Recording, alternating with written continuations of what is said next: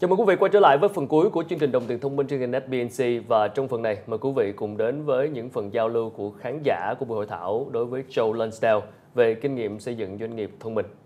My question is, when you work with big data and big enterprise, right? Do you have the problem with exclusivity between, let's say, when you work with finance, right?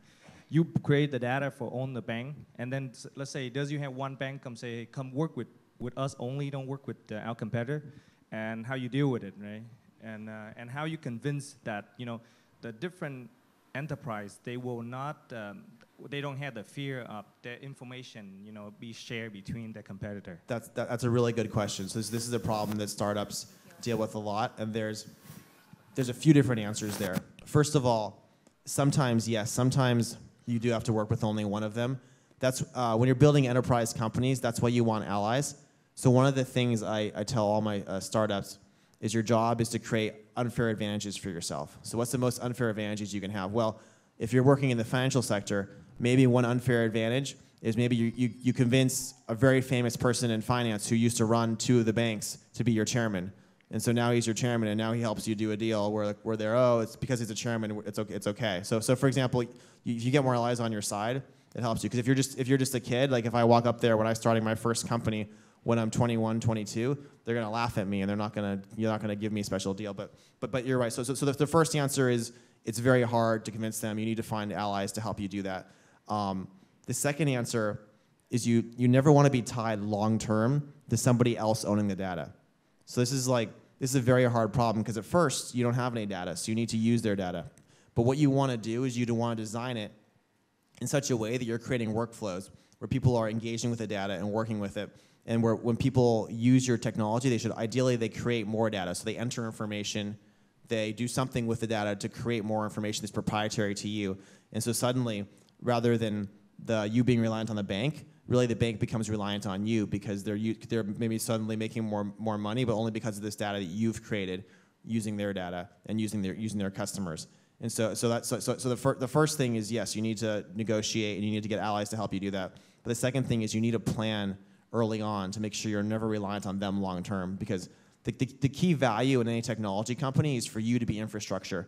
And if the bank is the core infrastructure that you're building off of long term, that's really bad. You want to be the infrastructure that everyone else is building on top of longer term.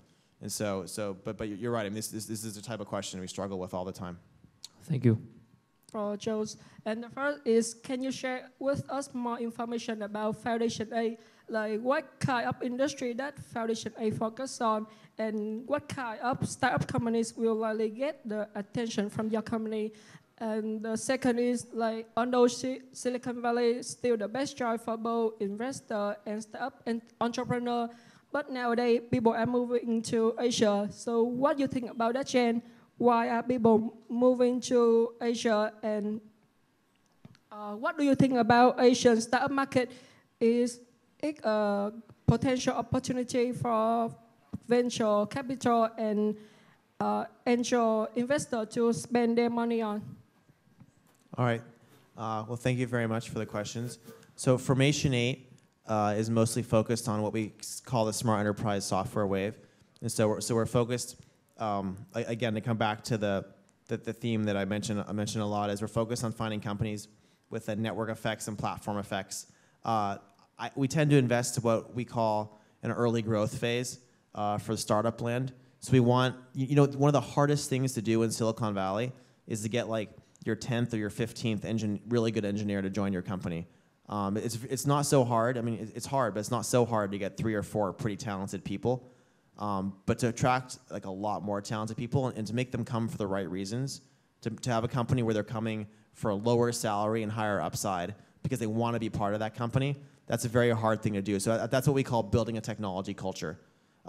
If you're a very talented engineer, you can go to a big company and you can make plenty of money, make $200,000, $300,000 a year as a great engineer.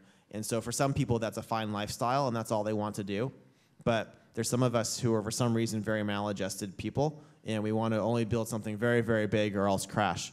And so those are the types of people you need to convince to join your company. And so rather than making higher salaries, they actually could come to your company and they choose to make a lower salary, but they get a piece of the company and they get a piece of ownership, so that if it works, they'll make millions of dollars.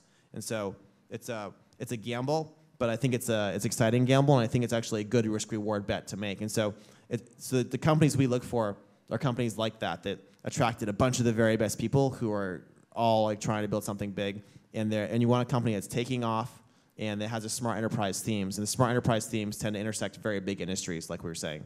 So that's the answer to your first question. For a second question, there's a couple different reasons we're coming to Asia. You know, I personally think there's two kind of major trends, secular trends going on in the world over the next couple of decades. One of them is the fact that the old industries are being changed and the value is being captured by technology. That's the first thing. That's smart enterprise. But the second trend is the emergence of the emerging world, and especially of emerging Asia.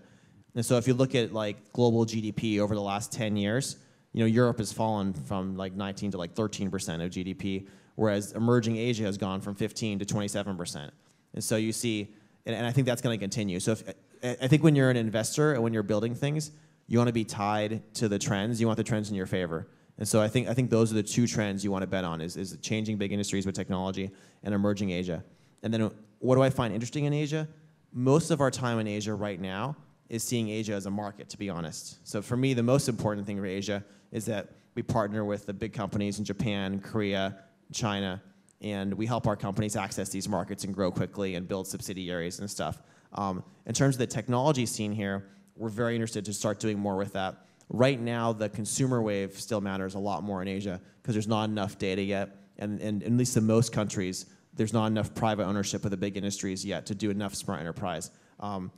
So in terms of the consumer wave out here, I think you want to invest in the leading brands and the leading networks, and we're definitely looking at those. A lot of my friends are doing a lot of those as well.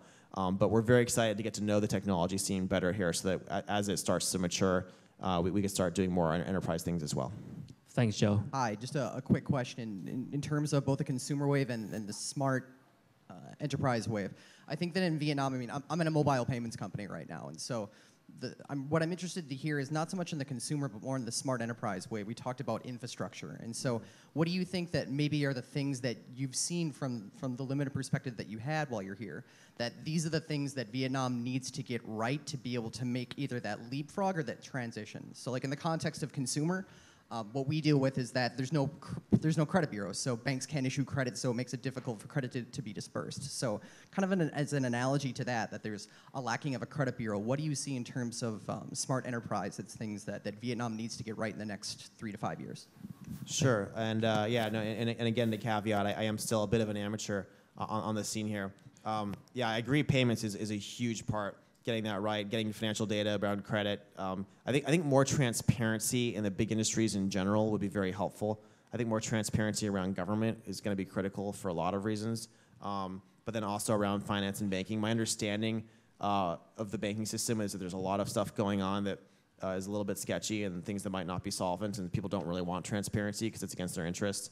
But it makes it very hard to work with them without that. I think transportation, probably there's a lot more you could do with the infrastructure there. But again, you guys would know better than me what that requires. I think just in general, having higher penetration rates for things like tablet use and smartphones and all the rest of that, and that's just going to come naturally as the country continues to grow. I mean, I think to me the most important question over the next decade would be how do you get your growth rate from 5 or 6% GDP growth up to 10% again, and that's going to require bringing a lot more, basically opening up a lot of these big industries and making them freer while keeping stability. And I think if you get that growth, you'll get the economic growth, then naturally you're going to get the penetration of tablets and smartphones and all these things, and it's going to become a lot easier to build these businesses, is my impression. Vừa rồi là những hình ảnh về buổi hội thảo doanh nghiệp thông minh, kinh nghiệm xây dựng doanh nghiệp tỷ đô giữa diễn giả Joe Lonsdale, đồng sáng lập Palatir Technologies và quỹ đầu tư mạo hiểm Formation Aid cùng với cộng đồng khởi nghiệp tại Việt Nam.